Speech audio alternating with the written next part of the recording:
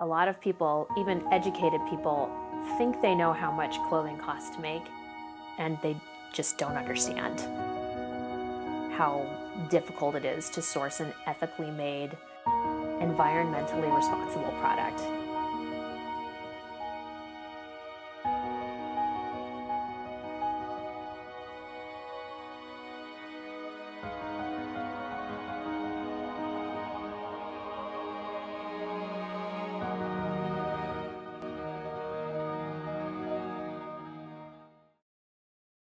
I'm Eva St. Clair, the founder of Princess Awesome. We make girls' clothes with themes usually found in the boys section. You can think dresses with dinosaurs, rocket ships, and pirates. I think the main way in which our business is affected by larger retailers is the mindset that they have inculcated in the consumer. The idea that clothing should be really cheap and basically disposable. Yeah, I think one of the biggest problems is the linear traditional business model that a lot of companies have, including some traditional apparel companies, where it's you take the raw materials, so cotton or polyester, which comes from oil, and use new raw materials to make products, sell them, and then the customer throws them away, and then you make a new material, sell it to the customer, and it throws away. So it doesn't ever come back into the system. So you lose that value.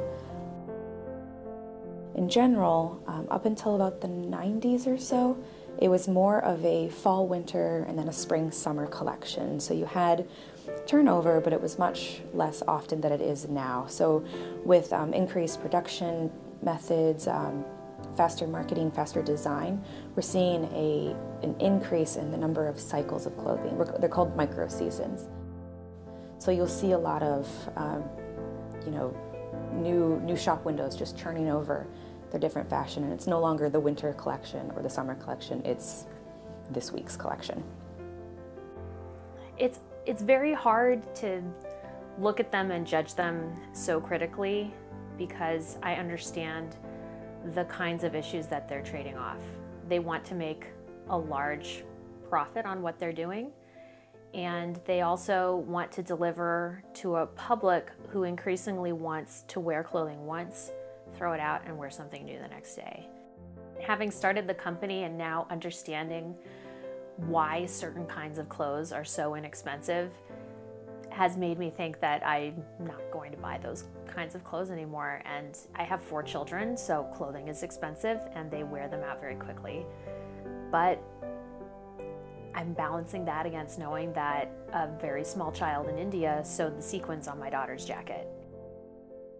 You know, the race to the bottom of the cheaper supply chain, the more that's who gets the business, tends to have a cost somewhere. And it's a cost in whether or not you adhere to environmental regulations or you adhere to worker safety or worker wages. The environmental impacts of the clothing industry are profound.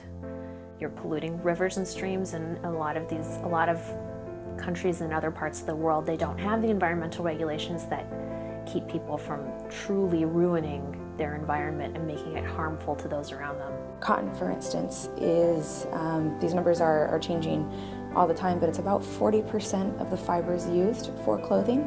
But cotton is quite a thirsty crop. It takes a lot of water, and improper irrigation techniques could lead to a lot of water stress.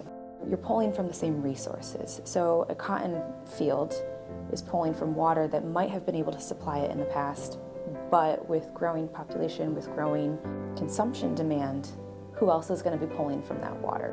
We live on a finite planet, and so we need to figure out how all businesses and all industries can work within those different boundaries. The customer is really important. In terms of energy use, you could wash your clothes in cold water, for instance. You could make sure that your clothing is recycled or it is donated, or that if it just needs a small repair, you're comfortable sewing on a button. My name is Cheryl Lofton. I am the owner of Cheryl A. Lofton and Associates. We're a 3rd-generation tailoring service in the nation's capital. So we offer alterations, we offer custom tailoring, repairs, anything that requires a needle and thread, we can do it here. Absolutely, it does have a positive impact on the environment, especially because We can extend the life of your clothes by just repairing them, because we can update clothes. We can update your old clothes to the newest fashions. We can adjust it to your size. If you've gained weight, we can go bigger. If you've lost weight, we can go small. So we absolutely can extend the life of your wardrobe, and that's what we do here. In the 5th grade, my mom put me in a beginner sewing class, and then after that I just kind of never really left. I've been sewing since then. But then when it comes to upcycling, which is something that I do a lot, you go to thrift stores or you just find any old clothing that you have, and then you put a modern twist on it, like you changing like old jeans and then making them into like something more trendy, something more recent. When you make your own clothing, you are less likely to just throw it away or just give it away. Like with this jacket in particular, or with like one of the dresses that I made for like my cousin's weddings, I find so much more value in that. I'm like this is something that I made. This is something that was like literally handmade, and it's got a whole different meaning to it. We all have a big role to play. I think customers are really important. Businesses are really important in what they give customers to buy. Customers need to demand better from companies. So I think it all is a system, and it's all working towards a sustainable future. And sustainable future just means that we're able to all live in it.